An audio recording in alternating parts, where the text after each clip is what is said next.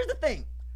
Calling defense, calling offense, being a general manager, any of these jobs that take into account people and building consensus, I think that if you're a good parent, not an okay parent, not the kind of dude be like, oops, he fell in the tub, face down, best to go get him out. Nah, you the kind of dude, don't let that happen.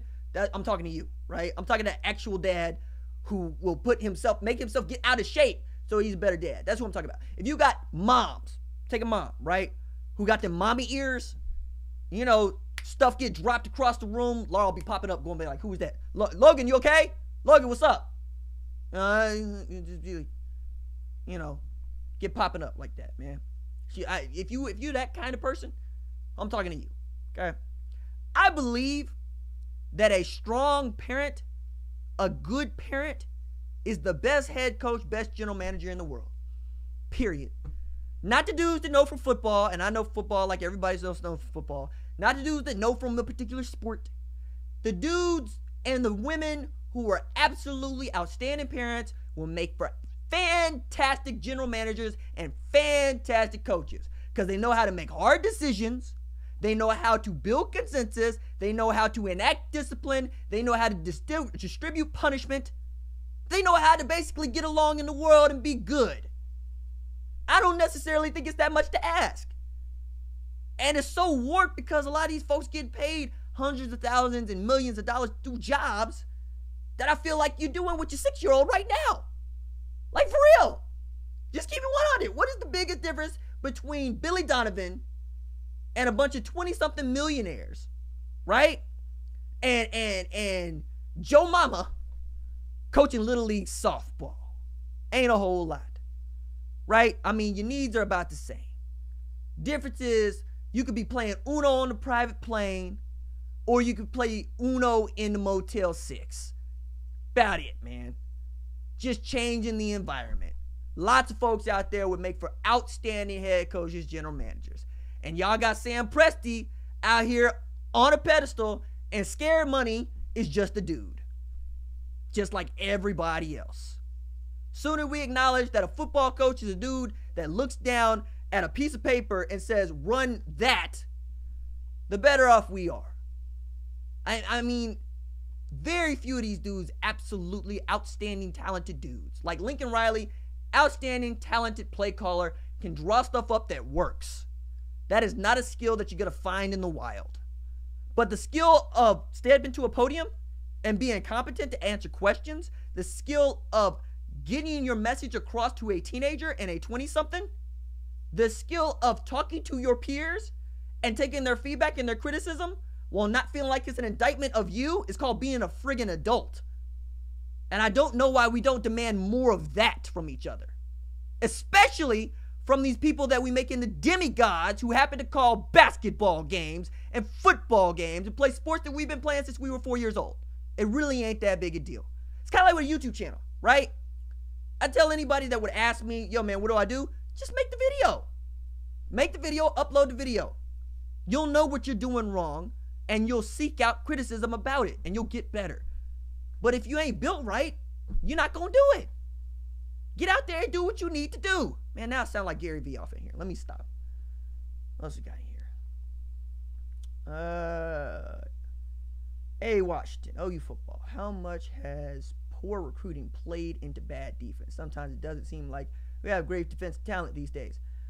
Kenneth Murray Jr. doesn't know what you're talking about. He had 155 tackles last year. Trey Brown doesn't know what you're talking about. That's the dude that actually had the safety against your man's Sam Hard-G Ellinger in the Big 12 championship game. Robert Barnes had the first pick of the doggone season.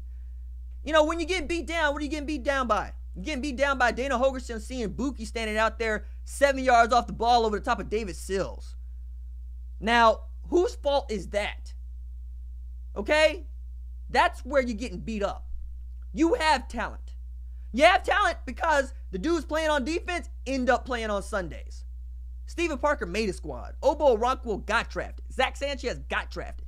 Aaron Colvin made the league. I mean, we keep going here. Tony Jefferson is one of the best safeties in football, and he was undrafted. You know what talent is. It's about deploying the talent. It's why I made the 30-minute video I made today. You know, I'm talking about figure out how these talented football players fit into your defensive scheme and make it work.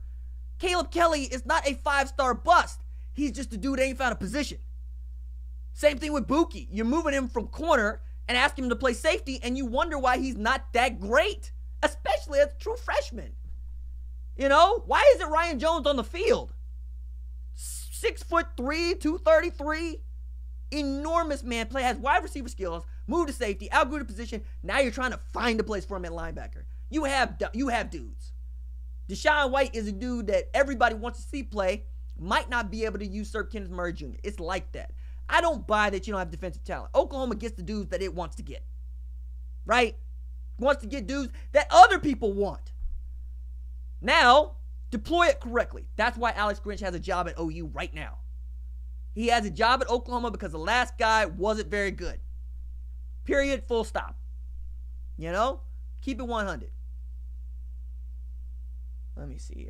I think right now Lee Morris should start over Grant Calcaterra. Yeah, I don't necessarily think that's that big a deal either.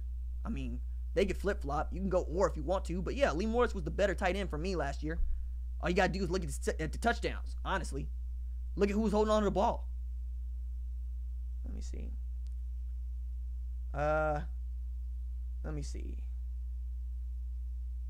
Do you see any players who are under the radar who could have a coming out party this season? I mean, I always see players.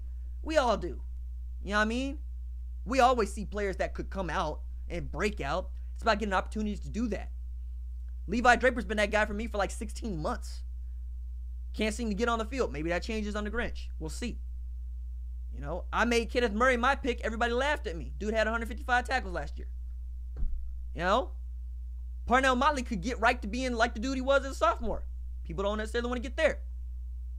You know, we could talk about Neville Gallimore again if you want to. That what you want to do? Want to talk about Caleb Kelly breaking out? Huh? That's what I'm saying. They're all over the field, right? And some time or some circumstance is going to pop out to where somebody's going to seize hold of that advantage. And your job as a defensive coordinator is convincing every last one of those players that it could be them. It's a difficult job. It's a difficult job. But then again, you're getting paid $1 million to do it. Let's see what else got here. Oh man, we running long. All right. Let me see. Nah, I mean, I appreciate that, Steven. I never ask anybody to hit the super chat button. I never do.